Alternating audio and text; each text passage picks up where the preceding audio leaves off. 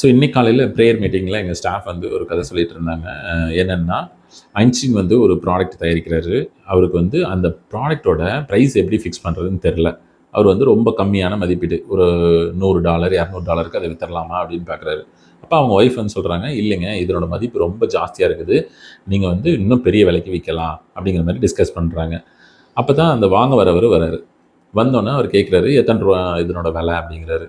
அவர் யோசிச்சிட்டே இருக்கிறாரு. அப்போ இவர் என்ன சொல்கிறாருன்னா, எக்ஸாம்பிளுக்கு $1,00,000 டாலர் பில்லு செக் எழுதி கொடுத்துறாரு. இது நீங்கள் அட்வான்ஸாக வச்சுக்கிங்க, மீதி எவ்வளோன்னு சொல்லுங்கள், நான் வந்து திருப்பி கொண்டு வந்து கொடுக்குறேன் மீதி பணத்தை, இந்த பொருள்லாம் எடுத்துகிட்டு போகிறேன்னு சொல்லி போகிறாரு. அப்போ தான் ஐன்ஸ்டீனுக்கு தோணுச்சு, நம்ம நினச்சது ஒரு $100 $200 கூட இருந்திருக்கலாம், இல்லைன்னா ஒரு $1000 நம்ம யோசிச்சிருந்துருக்கலாம். ஆனால் நம்மளோட பையர் வந்து $1,00,000 அட்வான்ஸ் மட்டும் கொடுத்து வாங்கிட்டு போகிறாருன்னா இதனோட வேல்யூ எவ்வளோ பெருசு அப்படிங்கிற மாதிரி. ஸோ இப்போ இந்த கதையெல்லாம் எங்கள் ஸ்டாஃபு எல்லாருமே பேசிட்டு இருக்கும்போது, நாங்கள் ஒரு குரூப் டிஸ்கஷனில் கேட்கும்போது, இதுலேருந்து என்ன புரிஞ்சுது அப்படின்னும்போது, எல்லாருமே சொன்னது என்னென்னா, பொறுமையாக நிதானமாக இருந்தோம்னா நம்மளுக்கு நல்ல ப்ரைஸ் கிடைக்கும் அப்படிங்கிற மாதிரி. அப்போ நாங்கள் ஒரு சின்ன எக்ஸ்பெரிமெண்ட் பண்ணி பார்த்தோம்.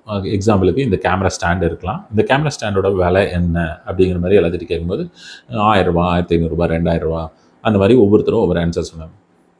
ஆனால் ஒரு விஷயம் அவங்க ரியலைஸ் பண்ண மறந்துட்டது என்னென்னா, இந்த பொருளோட விலை எதை பொறுத்ததுங்கிறது நிறைய ஃபேக்டர்ஸை சார்ந்தது. எக்ஸாம்பிள், அந்த பொருளை தயாரிக்கிறதுக்கான கூலி எவ்வளவா இருக்கலாம் அப்படிங்கிறத பார்க்கணும். அதுக்கப்புறம் மார்க்கெட்டில் இந்த பொருளோட விலை என்ன வித்துட்ருக்குது அப்படிங்கிறத பார்க்கலாம். இல்லைன்னா இந்த பொருளோட பெனிஃபிட்ஸோ இல்லை இந்த பொருளோட யுனிக்னஸோ அந்த பொருளோட விலையை தீர்மானிக்கலாம். அப்போ தான் ஒரு எக்ஸாம்பிள் சொல்லிட்டு இருந்தோம். சாதாரணமாக ஒரு கிளிப் எடுத்து நீங்கள் ஹேர் கிளிப் எடுத்து தலையில் போடுறீங்க அப்படின்னா அது ஒரு ₹5 ₹10 அது கூட பொருந்தலாம். அந்த பொருளோட ஃபங்க்ஷனாலிட்டி என்னன்னு பார்த்தீங்கன்னா, தலையில் இருக்கிற முடியெல்லாம் வந்து கிளிப் கரெக்டாக இது போட்டுக்கிறதுக்காக யூஸ் பண்ணலாம். அதனோட விலை ₹5 ₹10 தான். ஆனால் அதே கிளிப்பில் நீங்கள் ஆர்ட் ஒர்க் பண்ணி ரொம்ப டிசைனிங் கிளிப்பாக நீங்கள் மாற்றுறீங்கன்னா அதே கிளிப்பை ₹250 விற்கலாம். அதில் என்ன டிஃப்ரெண்ட்டாக இருக்குது, அதனோட ஃபங்க்ஷனாலிட்டி யூனிக்னஸ் டிஃப்ரெண்ட்டாக இருக்குது. அப்போ தான் அந்த விஷயங்கள் தான் வந்து இந்த பொருளோட விலையை தீர்மானிக்குது. நம்ம நிறைய டைமில் பொருட்களை தயாரிச்சிடுறோம், அதுக்கு சரியான விலையை ஃபிக்ஸ் பண்ண தெரியறதில்ல. ஏன்னா இந்த மாதிரி நிறைய ஃபேக்டர்ஸை நம்ம அதிலேருந்து பார்க்குறதில்ல.